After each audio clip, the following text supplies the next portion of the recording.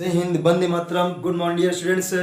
आप लोगों के लिए ट्रांसलेशन का अगला टॉपिक है जो बेस्ड है हमारा प्रेजेंट इंडेफिनिट टेंस पर। पिछली वीडियो में हमने चर्चा किया था कि प्रेजेंट इंडेफिनिट टेंस की डिफिनीशन क्या होती है, उसका हिस्ट्री मैंने बताया, उसकी आइडेंटिफिकेशन बताया, बहुत सारी कुछ मैं पिछली वीडियो में बता चुका हूं। अगर आप पहला पार्ट नहीं देखे हैं तो हमारी प्लेलिस्ट में जा करके आप पहला पार्ट देख लीजिएगा, जिससे आपको इस पार्ट को समझने में बेहद आसानी होगी। तो चलते हैं आज के पार्ट की तरफ। आज हम केवल एग्जाम्पल से स्टार्ट करेंगे, क्योंकि सारे इंपॉर्टेंट पॉइंट्स को हम पिछले वीडियो में डिस्कस कर चुके हैं। तो चलिए तो स्टार्ट करते हैं। जैसा कि मैं पिछले वीडियो में बता चुका हूं कि किसी भी वाक्य का अनुवाद करने के लिए सबसे पहले आपके माइंड में 5 बातें हिंट करनी चाहिए। 5 बातें जरूर आपके माइंड में आनी चाहिए। पहला क्या था? BTINR। इसका फुल फॉर्म मैं पिछली वीडियो में बता चुका हूं। तो देखें, पहले फुल फॉर्म था वाक्य का। पहले चेक करें कि वाक्य वर्ब टू बी है कि वाक्य वर्ब टू डू। मैंने बताया था, सब कुछ बताया हूं कि जिस वाक्य में काम होता है उसे वर्ब टू डू कहा जाता है, और जिस वाक्य में कार्य नहीं होता है उसे वर्ब टू बी कहा जाता है। तो बीटी का फुल फॉर्म हो गया। इसके बाद आए थे identification of the tense. Tense की पहचान करना है, जिसमें भी मैं अपवाद ढेर सारा बताया हूं डियर स्टूडेंट्स कि अगर क्रिया के अंत में ता है आता है फिर भी वह प्रेजेंट इंडेफिनिट टेंस नहीं माना जाता। बहुत सारे एक्सेप्शन हैं। मैं बताया हूं कि वह काम करने में उसकी नानी मरती हैं, वह मुस्कुराती रहती है, और सारे एग्जाम्पल मुझे सुबह सुबह उठना पड़ता है, और सारे एग्जाम्पल मैंने वह मैच खेला करता है। तो ये सारे एग्जाम्पल मैं अपवाद स्वरूप पिछली वीडियो में डिस्कस कर चुका हूँ। तो आज केवल यहीं पर देखना, आइडेंटिफिकेशन आपको करना है। वर्ब के अंत में ता है आना चाहिए बस। सेकेंड टॉपिक पर आपको nature of the sentence means वाक्य का स्वरूप देखना है कि सकारात्मक कि नकारात्मक कि प्रश्नवाचक। तो प्रश्नवाचक में सिंगल इंट्रोगेटिव है या डबल इंट्रोगेटिव है, you have to see that. आपको यही समझना है। तो हम चलिए स्टार्ट करते हैं। इसके लिए मैं एक रूल अपने से बनाया हूं कि आप देखते हैं, आप देखे होंगे रूल, लेकिन इतना विस्तार से आप शायद नहीं देखे होंगे। तो देखिए, सबसे पहले हम लगाते क्या है, सब्जेक्ट लगाते हैं। देन आफ्टर यमी फर्स्ट मेन वर्ब की प्रथम फॉर्म लगाते हैं, फर्स्ट फॉर्म लगाते हैं, या बोले तो बेस फॉर्म लगाते हैं। इसी को बेस फॉर्म भी बोला जाता है। इसके बाद अगर बात किया जाए तो यमी में यस या ईएस जोड़ देते हैं अकॉर्डिंग टू द सब्जेक्ट। का नोट लिखाया गया है कि एक वचन कर्ता, एक वचन मीन्स कर्ता को अंग्रेजी में सिंगुलर नंबर सब्जेक्ट के साथ एक वचन कर्ता कहा किसे जाता है, ही सी इट, तथा किसी एक नाम को इतने कर्ता को हम एक वचन कर्ता मानते हैं। इसके साथ मेन वर्ब या एमबी में यस या ईएस जोड़ देते हैं। किंतु बहुवचन कर्ता प्लूरल नंबर सब्जेक्ट किसे कहा जाता है, जैसे आई वी यू दे, तथा एक से अधिक नाम के साथ एमबी में यस या ईएस नहीं जोड़ते हैं डियर स्टूडेंट्स, उसमें नहीं जोड़ते हैं। तो आपको यहाँ पर अब डाउट में सारा का सारा क्लियर कर दिया हूँ कि वो किसे एक वचन कर्ता कहेंगे, किसे बहुवचन कर्ता कहेंगे। एक नाम रहेगा तो वह एक वचन में है, अगर दो नाम आ गया तो वह बहुवचन में हो जाएगा। तो देखें, तो ये एमबी का बात हो गया, एक वचन में यस या यस लगेगा। उसके बाद आते हैं हम ऑब्जेक्ट के अंदर आते हैं। तो ऑब्जेक्ट में क्या करना होता है कि ये जो ऑब्जेक्ट का है, ऑब्जेक्ट को हमको ऐसे उठा करके इस पे प्रश्न करना होता है। जो मेन वर्ब होती है उसी पर हमको क्वेश्चन करना पड़ता है। जैसे यहाँ पर क्या है, फिर किसको का इसी पर क्वेश्चन करेंगे, किससे का भी क्वेश्चन एमबी पर करेंगे। जितने शब्द यहाँ पर दिखाई पड़ रहे हैं, उसके बाद अदर में 4 शब्द होता है, कहाँ, कब, क्यों, कैसे। ध्यान से समझिएगा, कहाँ, कब, क्यों, कैसे, और बारी बारी से इनका भी कनेक्शन डायरेक्ट एमबी पर कर देना है। जहां अगर उत्तर मिलेगा उसको लिख देना है, अगर उत्तर नहीं मिलता तो हमको वैसे ही लिख कर देना, एज इट इज करके छोड़ देना है। तो देखिए कैसे, हम एक एग्जाम्पल लिए हैं, अंशिका अपने भाई को छत पर पानी देती है। तो अभी हम तो छोटा छोटा वाक्य लिए हैं, इसके बाद बहुत लेंदी सेंटेंस लेंगे आप, जिससे कोई पैराग्राफ या पैसेज बनाने में आपको कठिनाई बिल्कुल ना हो। बस आप हमारे साथ बने रहिए, आपको ट्रांसलेशन ऐसा सिखाऊंगा कि आप मुफ्त की आप ट्रांसलेशन कर सकते हैं। तो पहले चलिए देखते हैं, शुरुआत में छोटे छोटे वाक्य को बनाया जाए। तो अंशिका अपने भाई को छत पर पानी देती है। तो सब्जेक्ट निकालने का सबसे अच्छा तरीका है कि वाक्य में पहले क्रिया देख लें, यहाँ पर देती है, उसके बाद किसी में हम लगा दें हु मीन्स होता है कौन, कौन देता है, तो जो कौन का उत्तर बनेगा ये हमारा बनेगा सब्जेक्ट। समझे आपको आया बात की हु मीन्स कौन का जो उत्तर मिला वह हमारा बन जाएगा सब्जेक्ट। डियर स्टूडेंट्स, तो ये कौन देता है या कौन देती है, तो अंशिका। तो हमारा इसका ट्रांसलेशन मैं यहाँ पर कर रहा हूँ नीचे यहाँ पर। तो यहाँ पर देखिए अंशिका हम लगा देंगे और अंशिका एक नाम है, यहाँ पर लिखा है कि एक नाम को हम क्या बोलेंगे, एक वचन कर्ता बोलेंगे। तो अंशिका, उसके बाद हमारा यम्बी कहते किसको हैं। अब आप जब कर्ता निकाल लिए तो कर्ता द्वारा किया जाने वाला कार्य यम्बी कहलाता है। बिल्कुल आसान है। The action which is done by the subject is called यम्बी।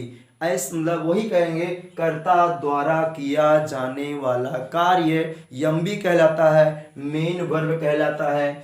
इस सेंटेंस में करता है अंशिका है और अंशिका क्या काम कर रही है, देने का काम कर रही है, पानी भी नहीं लेना है, देने का काम करिए। तो हम यहाँ पर लगा लेंगे गिव। और यहाँ पर कहते हैं एमबी में अगर एक वचन करता रहे तो यस या ईएस जोड़ लेंगे। अभी मैं आपको बताऊंगा कि कहाँ पर ईएस जुड़ेगा और कहाँ पर यस जुड़ेगा। फिलहाल अभी ऐसा एग्जांपल हम आपको ले रहे हैं जिसमें आपको सिर्फ यस जोड़ना पड़े। ईएस वाले एग्जांपल अभी मैं नहीं पुटअप करूंगा क्योंकि पहले नोट लिखवाऊंगा, देन आफ्टर उसका एग्जांपल आपको सामने प्रस्तुत करूंगा। तो पहले यस वाला लेते हैं, इसमें सिंपली आपको यस जोड़ देना है। उसके बाद ऑब्जेक्ट में यहाँ पर आपको कुछ नहीं करना है। ये सपोज दैट आपके घर का एक बॉक्स है, आपके सब लोगों के घर में बॉक्स होगा, बॉक्स के ऊपर कुछ नहीं मिलता है, बॉक्स के अंदर ही सारा सामान रखा रहता है।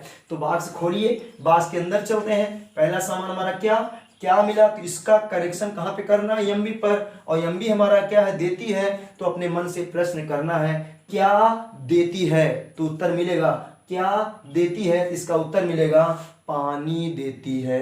तो पानी मिल गया, तो क्या देती है, पानी।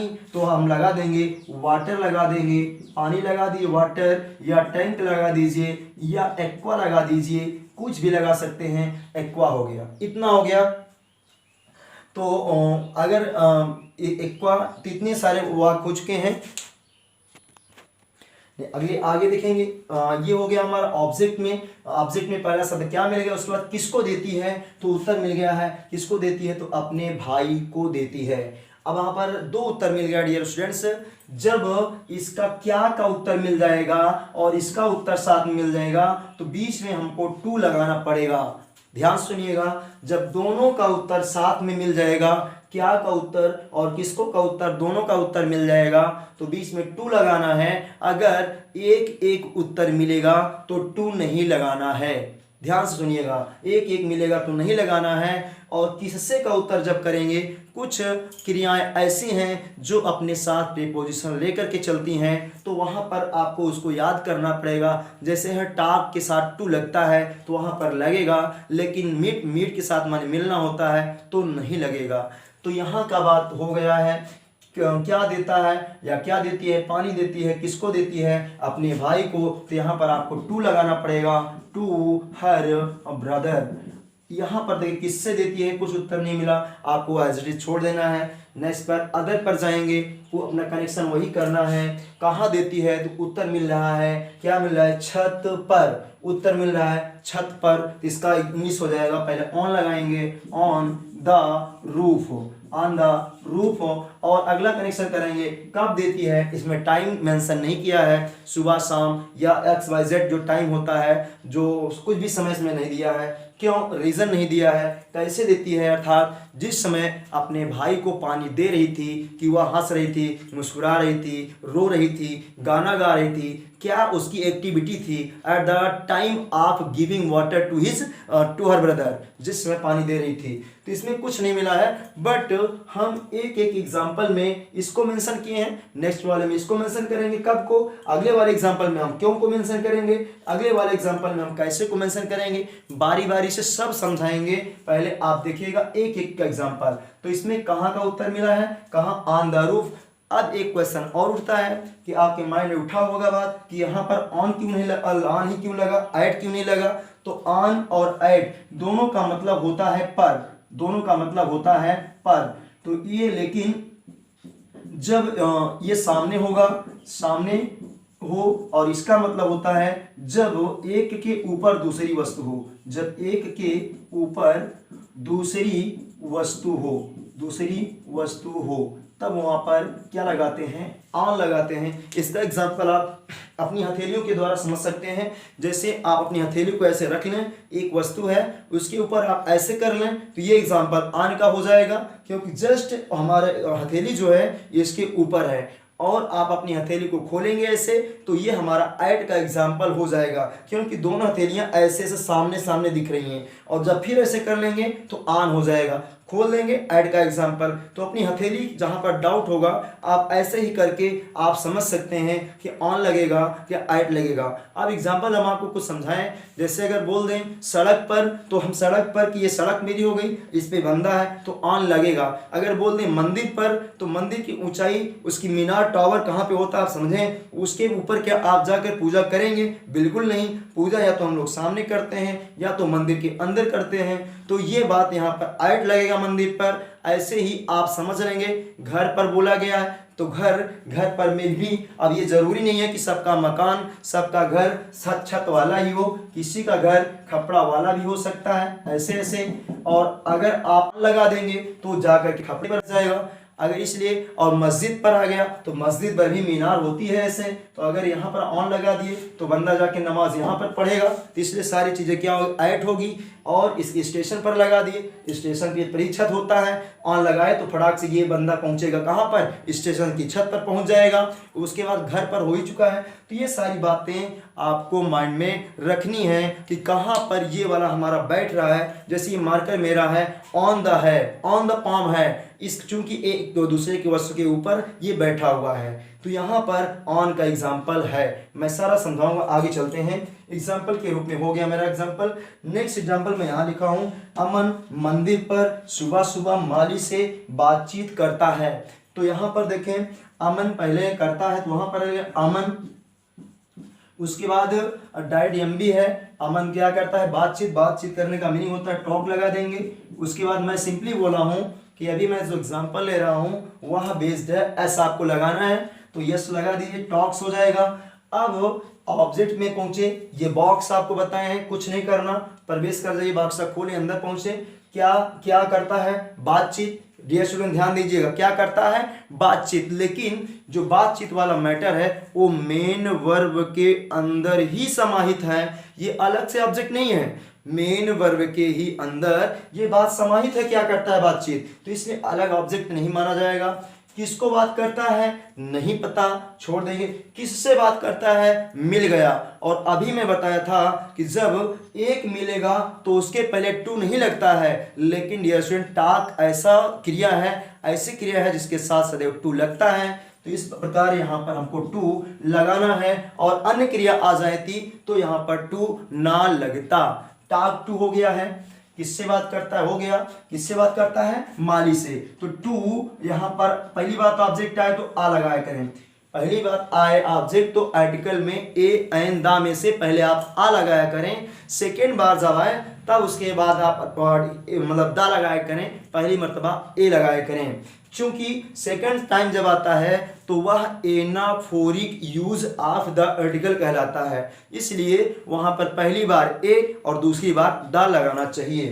तो टू आ गार्डनर हो जाएगा, माली टू आ गार्डनर। यहां तक मेरा वाक्य कंप्लीट हो गया है। अब हम अदर में चलेंगे।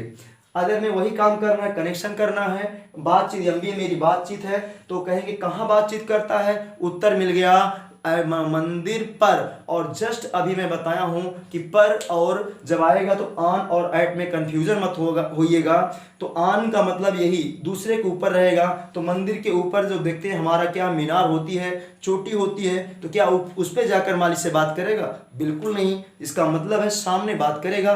तो क्या लगेगा, यहाँ पर एट लगा देंगे, क्या लगाएंगे, एट लगा देंगे। और दूसरी बात है मंदिर से पहले यहाँ पर दा लगेगा कि नहीं लगेगा, इसको भी मैं डिस्क्लोज कर देना चाहता हूँ। कुछ स्थान ऐसे हैं आप अपनी मर्जी से स्थान मत जोड़िएगा, जो स्थान मैं बताऊंगा वही स्थान आप जोड़िएगा। जैसे मंदिर हो गया, जेल हो गया, स्कूल हो गया, कॉलेज हो गया, यूनिवर्सिटी हो गई, हॉस्पिटल हो गया, इन सब स्थानों पर अगर बंदा मूल उद्देश्य के लिए जाता है, मूल उद्देश्य के लिए जाता है, अर्थात जिस पर्पज से ये सब स्थान बनाए जाते हैं, अगर वैसी काम के लिए जाता है तो इनके पहले आर्टिकल का प्रयोग नहीं होता है। लेकिन अगर अन्य उद्देश्य के लिए वहां पर जाता है तो पक्का है इन वस्तुओं के पहले या इन स्थानों के पहले आपको आर्टिकल का यूज करना पड़ेगा और वह आर्टिकल होगा द।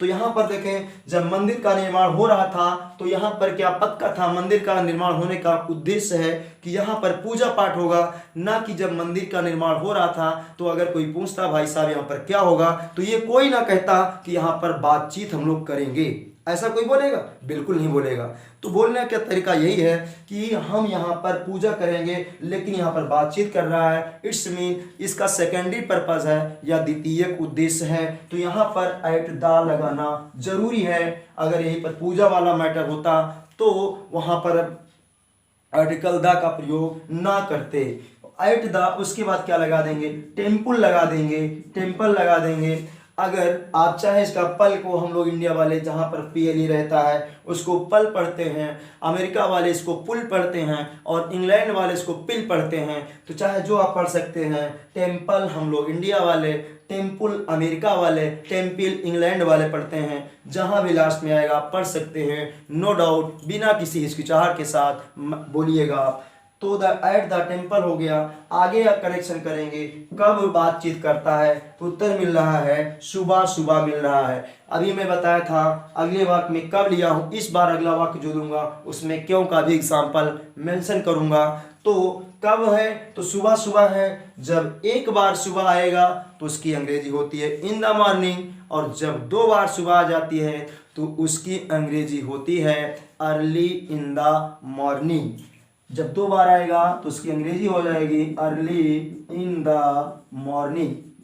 ये उसका एग्जाम्पल हो गया। और क्यों है नहीं है मिला, कैसे है नहीं मिला, तो हमारा एग्जाम्पल यहीं पर समाप्त हो जाता है। अगला एग्जाम्पल जो लेंगे उसमें क्यों का उत्तर जरूर शामिल रहेगा और कैसे का भी उत्तर शामिल रहेगा। तो अगला एग्जाम्पल लेते हैं। देखिए अब हम एग्जाम्पल लेके आए हैं, नेक्स्ट एग्जाम्पल है हमारा जिसमें हम इन्वॉल्व किए हैं क्यों को इन्वॉल्व किए हैं। तो जब थोड़ा समझ लीजिएगा तो पहले ट्रांसलेशन कर लेते हैं, उसके बाद क्यों को समझाते हैं। जहाँ वहाँ पर पहुँचेंगे तब समझाएंगे।